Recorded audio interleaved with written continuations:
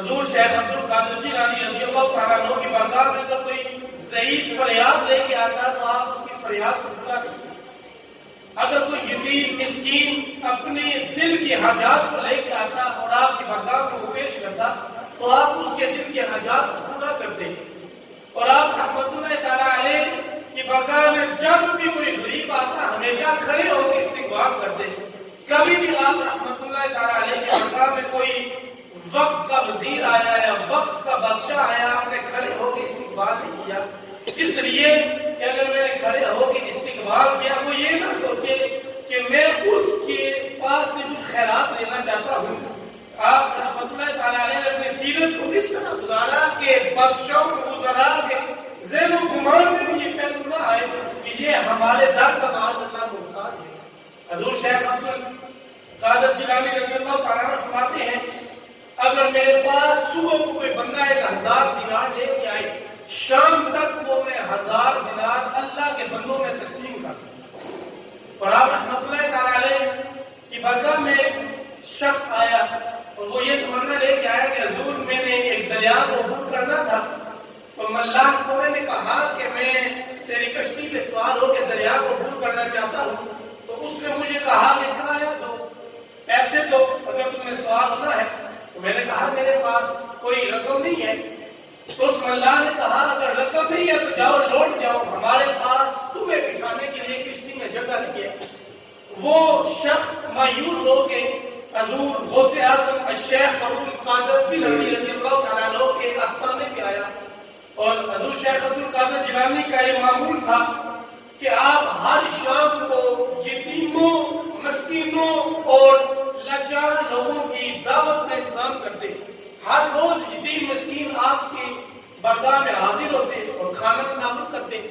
اور آپ رحمت اللہ تعالیٰ علیہ بھی ان کے ساتھ بیٹھ کے کھانا تناول کرتے۔ لیکن آج کے دور کے اندر اگر ہم دیکھیں اللہ ماشاء اللہ کوئی ایسے شخصیات ہوں، کوئی ایسے اللہ کے نیک بندے ہوں جن کی سیرت کا پہلو حضور شیخ عبد القادر جیلانی سے فیض و برکات کو حاصل کر رہا ہو۔ پیرانے پیر ہیں حضور شیخ عبد القادر جیلانی، لیکن ہر روز رات کو یتیموں کے لیے کھانوں کا اہتمام کرتے اور پھر صرف ان کے لیے دسترخوان کو نہیں کھولتے بلکہ خود بھی ان کے ساتھ بیٹھ کے اسی پلیٹ کے اندر اپنے ہاتھوں سے لقمہ لگاتے جس سے یتیم اور مسکین لقمہ لے رہا ہوتا۔ آج اگر کوئی شخص 100-200 کلومیٹر کا سفر طے کر کے اپنے شیخ کے پاس جانا چاہے یا کسی بزرگ کے پاس جانا چاہے،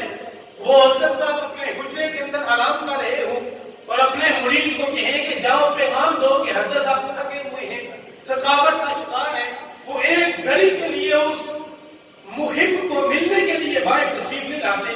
چل جائے کہ وہ ان کے ساتھ بیٹھ کے کھانا کھائیں۔ اگر آج کوئی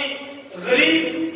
کسی پیر کا مرید ہے، وہ غریب اپنے پیر کے پاس کوئی فریادیں لے کے جاتا ہے، اپنے پیر کے پاس کوئی تمنائیں لے کے جاتا ہے کہ میں اپنے پیر کو اپنے دکھیں سناؤں گا اور وہ میرے دکھوں پہ میرے زخموں پہ مرہم رکھے گا، لیکن جب پیر کی تحریر پہ جاتا ہے تو کہا جاتا ہے کہ پیر صاحب کے پاس اتنا وقت نہیں ہے، آپ یہاں آئیں لنگر لیں اور لنگر لے کے وہی فیض سمجھ کے چلے جائیں۔ لیکن وہ پیر یہ نہیں جانتا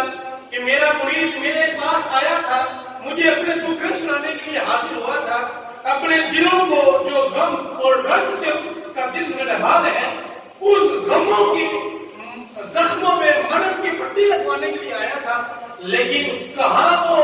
عالیشان محلات میں دن رات گزارنے والا ولی جانے، کہاں وہ عالیشان آسائش و آرام کے اندر اپنے زندگی کے ایک ایک لمحے کو بتانے والا وہ پیر جانے کہ وہ غریب کن لمحوں سے گزر کے آیا ہے۔ جب گھر سے نکلا تھا اس کے پاس ہو سکتا ہے کہ کرایہ بھی نہ ہو، لیکن وہ لوگوں سے مانگ کے آیا تھا کہ میں پیر کے پاس جاؤں گا تو وہ میری ضرورت کو پورا کرے گا، لیکن اس پیر کی نسلیں ختم نہیں ہوتے، اس پیر کی آسائش و آرام ختم نہیں ہوتی۔ اگر کوئی وقت کا بادشاہ آئے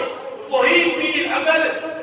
بیماری کے مرض میں بھی مبتلا ہے اٹھ کے کھڑا ہوتا ہے کہ میری دہلیز میں کوئی بادشاہ آیا ہے۔ لیکن غوث اعظم کی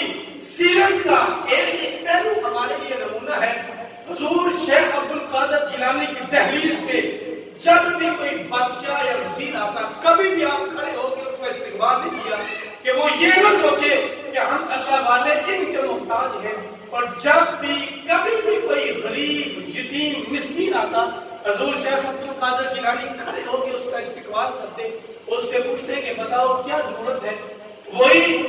سوار جو کشتی پہ سوار ہو کے دریا عبور کرنا چاہتا تھا, غوث اعظم کی دہلیز پہ ایک تمنا لے کے آیا, حاضر ہوا, عرض کرتا ہے حضور